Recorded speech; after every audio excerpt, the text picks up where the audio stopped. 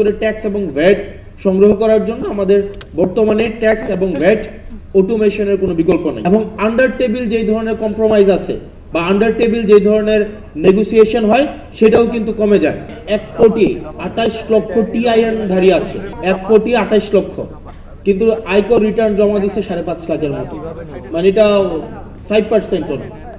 আবার আমাদের registered business প্রতিষ্ঠান আমাদের প্রায় 1 কোটির উপরে আছে, সেখানে দেখা যায় বছরে 5 লাখ 7 লাখ হচ্ছে আয়কর রিটার্ন দেয়। এটা দেওয়ার কারণও আছে, আপনি যখন আয়কর রিটার্নের যেই ধরনের বর্তমানে যে ট্রেডিশনাল পদ্ধতি, এই ট্রেডিশনাল পদ্ধতিতে দেখা যায় আপনার পেপার কমপ্লায়েন্সের অনেক জটিলতা।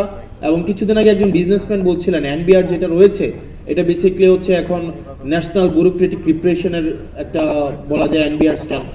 তো দেখা যায় ট্যাক্স ফাইল জমা দেওয়ার ক্ষেত্রে যে ধরনের জটিলতা, এই জটিলতা যদি আমরা অটোমেশন করে দিতে পারি, পেপারলেস করে দিতে পারি, অথবা এনআইডি কার্ডের সাথে যদি আমরা ইন্টিগ্রেটেড করে দিতে পারি, তাহলে এক কার্ডে অল সার্ভিস হচ্ছে আমাদের হয়ে যায়। এবং আন্ডার টেবিল যেই ধরনের কম্প্রোমাইজ আছে বা আন্ডার টেবিল যেই ধরনের নেগোসিয়েশন হয় সেটাও কিন্তু কমে যায় এবং সেটা অলমোস্ট জিরো হয়ে যায়। সেজন্য আমাদের ক্যাশলেস, পেপারলেস এবং এনআইডি ইন্টিগ্রেটেড ট্যাক্স এবং ভ্যাট অটোমেশন এখন এটা শুধুমাত্র সময়ের দাবি না, এটা অনেক দেশে, আমি যদি ইউরোপিয়ান অনেক দেশে দেখি এটা অলরেডি অনেক বছর ধরেই সেটা প্র্যাকটিসে আছে।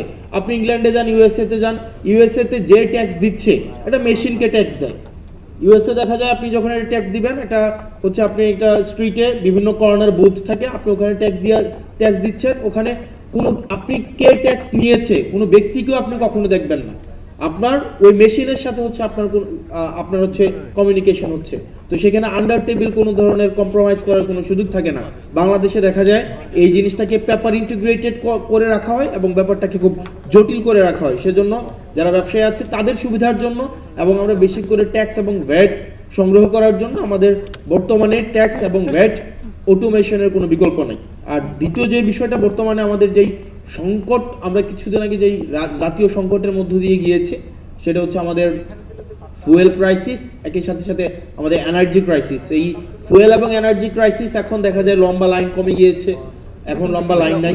তবে এটা থেকে আশাবাদী হওয়ার কোনো কারণ নাই, কারণ আমাদের ফুয়েল ডিপেন্ডেন্সিটা যদি আমরা দেখি, আমাদের ফুয়েল ডিপেন্ডেন্সিটা ইম্পোর্ট বেসড এবং আমাদের দেখা যায় গ্যাস থেকে আমরা হচ্ছে 43% হচ্ছে আমরা ফুয়েল পাই, এনার্জি পাই। আমরা গ্যাস থেকে সেটা 43% পাই এবং গ্যাসের যেই বেশিরভাগ আমাদের এলএনজি কিন্তু হয় কাতার থেকে। এখন এই কাতারের এলএনজি আমাদের প্রত্যেকদিন প্রায় 4000 MFCFD হচ্ছে আমাদের গ্যাস লাগে প্রত্যেকদিন, 4000 million metre cubic feet per day. কিন্তু দেখা যায় আমাদের হচ্ছে এই ডোমেস্টিক আমাদের সোর্সিং করতে পারে আমরা 2000 MFCFD, আমাদের স্টিল 2000 শর্ট MFCFD। এখন এটাকে আমরা কাতার থেকে আনতে হয় অথবা ওমান থেকে আনতে হয়, ওমানও আবার সেটা কাতার থেকে কিনে।